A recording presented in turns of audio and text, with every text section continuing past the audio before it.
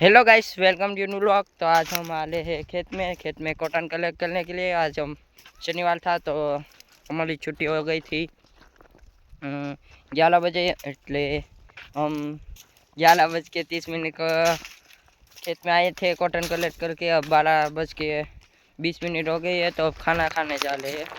तो ये देखो गाइस, इतना कॉटन कलेक्ट हुआ है ये। टन टन। तो आपको एक चीज़ दिखानी थी, इसको आप क्या बोलते हो? देखो गाइस, पूरा खेत है मेरे पीछे और ये कॉटन है, वो उस साइड है कॉटन। तो इसको आप क्या बोलते हैं जल्दी से कमेंट में बताओ, जल्दी फटाफट फटाफट बताओ। इस कोलोना जैसी चीज़ दिखने में इसको क्या बोलते हैं? टेंट। और बालवी वालों के सपना है कि कोलोना वापस आ जाए, तो इसको लाना पड़ेगा। तो आप क्या बोलते हैं जल्दी कमेंट करो।